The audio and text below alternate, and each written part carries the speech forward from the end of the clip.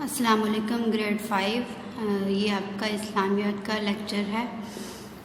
آج ہم اپنا نیکسٹ چیپٹر سٹارٹ کرنے جا رہے ہیں۔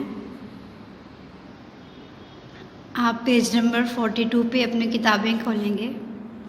ہمارا چیپٹر ہے میثاق مدینہ۔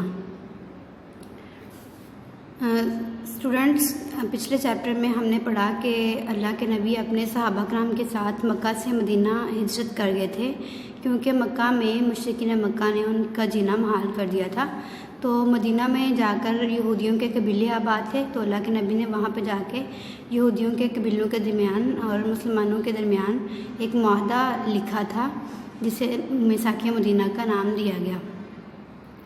چیپٹر میں ہم لوگ پڑھیں گے میثاق مدینہ۔ میثاق کا مطلب ہے معاہدہ۔ جب رسول اللہ صلی اللہ علیہ وسلم نے مکہ سے مدینہ ہجرت فرمائی تو مدینہ میں آباد قبائل میں یہودیوں کے علاوہ اوس اور خزرج کے قبیلے بھی تھے۔ اوس اور خزرج کا پیشہ زراعت تھا، جس سے ان کا گزارا بہت مشکل سے ہوتا تھا۔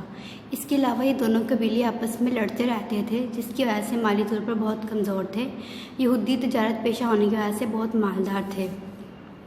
اوس اور حضرت قبیلے اپنی ضروریات پوری کرنے کے لیے یہود سے مجبوراً قرض لیتے تھے۔ یہودی نے باری سود پر قرضہ دیتے تھے۔ اوس اور حضرت قبائل نے اسلام قبول کر لیا تھا، اس لیے رسول اللہ صلی اللہ علیہ وسلم کی مدینہ آمد کے بعد ان کی آپس کی لڑائی ختم ہو گئی اور ان کے درمیان ان میں محبت کا رشتہ قائم ہو گیا۔ ان دونوں قبیلوں نے مکہ سے آنے والے مہاجرین کو اپنا بھائی بنا لیا۔ حضور صلی اللہ علیہ وسلم کی آمد سے پہلے یہودیوں کو مدینہ میں جو معاشی اور سیاسی برتری حاصل تھی وہ اب ختم ہوتی نظر آ رہی تھی، اس لیے وہ مسلمانوں کے خلاف سازشیں کرنے لگے۔ ان کی کوشش تھی کہ مسلمانوں کا آپس کا اتفاق ختم کر کے دوبارہ ان پر برتری حاصل کر لیں۔ ادھر کفار مکہ مسلمانوں کے بدترین دشمن تھے۔ وہ نہیں چاہتے تھے کہ مسلمان مدینہ میں آرام و سکون سے رہیں، اس لیے وہ مسلمانوں کے خلاف سازشیں اور جنگی تیاری کر رہے تھے۔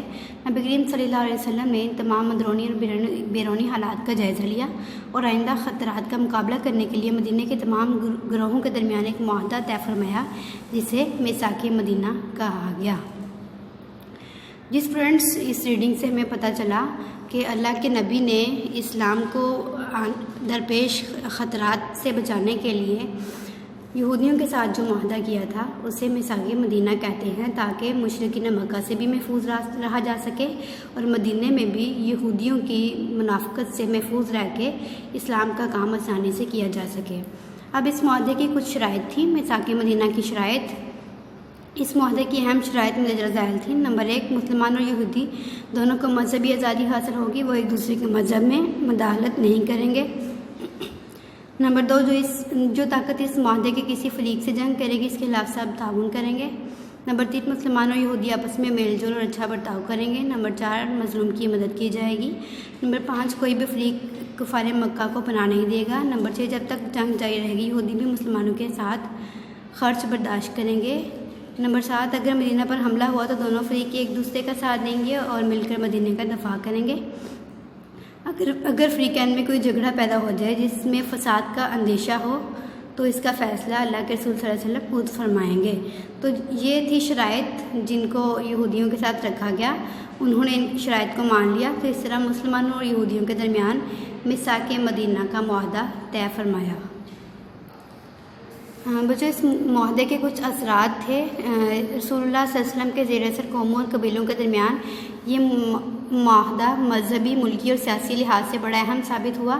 بعد کے حالات نے یہ بات ثابت کر دی کہ اہل اسلام کے حق میں یہ معاہدہ بہت مفید رہا۔ اسی معاہدے کے ذریعے حقیقت میں ایک باقاعدہ اسلامی ریاست کے قیام کا آغاز ہوا، جس میں مرکزی اور فیصلہ کن حیثیت رسول اللہ صلی اللہ علیہ وسلم کو حاصل ہو گئی۔ اس طرح حکمت کے ساتھ اور پرامن طریقے سے رسول اللہ صلی اللہ علیہ وسلم نے اللہ کی زمین اور اس کے بندوں پر حکم الہی جاری کرنے کا راستہ ہموار کیا۔ اسٹوڈنٹس، اب ہم اس چیپٹر کی مشق سولو کرنے جا رہے ہیں۔ سوال نمبر 1 ہے، دوسرے باب پر دائرہ لگائیے۔ میثاق کا مطلب ہے صلح، معاہدہ، بائیکاٹ۔ معاہدہ اوس اور حضرت کا پیشہ تھا زراعت، تجارت، گلہ بانی، زراعت۔ اوس اور حضرت قبائل اپنی ضروریات پوری کرنے کے لیے قرضہ لیتے تھے، عیسائیوں سے، یہودیوں سے، یہودیوں سے۔ مدینہ کے تمام گروہوں میں طے پانے والا معاہدہ کہلایا میثاق لکھنؤ، صلح حدیبیہ، میثاق مدینہ۔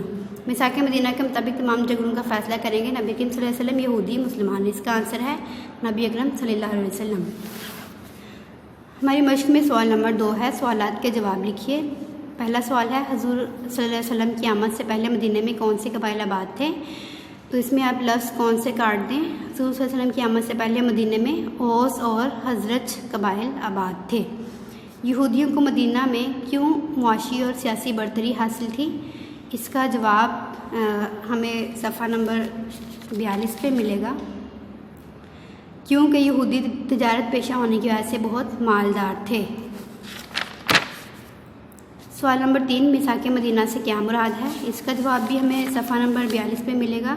نبی کریم صلی اللہ علیہ وسلم نے تمام اندرونی اور بیرونی حالات کا جائزہ لیا اور آئندہ خطرات کا مقابلہ کرنے کے لیے مدینہ کے تمام گروہوں کے درمیان ایک معاہدہ طے فرمایا جسے میثاق مدینہ کہا گیا۔ سوال نمبر 4، میثاق مدینہ کی اہم شرائط بیان کیجیے۔ اس سوال کا جواب بھی صفحہ نمبر 42 پہ ہے۔ یہ بہت سی یہاں پہ 8 شرائط لکھی گئی ہیں لیکن ہم صرف 5 کریں گے۔ مسلمانوں اور یہودی دونوں کو مذہبی آزادی ہوگی، وہ ایک دوسرے کے مذہب میں مداخلت نہیں کریں گے۔ مسلمان اور یہودی آپس میں میل جول اور اچھا برتاؤ کریں گے۔ مظلوم کی مدد کی جائے گی، کوئی بھی فریق کفار مکہ کو پناہ نہیں دے گا۔ جب تک جنگ جاری رہے گی یہود بھی مسلمانوں کے ساتھ خرچ برداشت کریں گے۔ سوال نمبر 5، میثاق مدینہ کے اثرات بیان کیجیے۔ اس کا جواب صفحہ نمبر 43 پہ۔ اس معاہدے کے ذریعے حقیقت میں ایک باقاعدہ اسلامی ریاست کے قیام کا آغاز ہوا جس میں مرکزی اور فیصلہ کن حیثیت رسول اللہ صلی اللہ علیہ وسلم کو حاصل ہو گئی۔ تو یہ میثاق مدینہ کے اثرات تھے۔ اسٹوڈنٹس یہ ہمارا پورے ہفتے کا کام تھا، ایک چیپٹر ہم نے کور کر لیا ہے۔ اللہ حافظ۔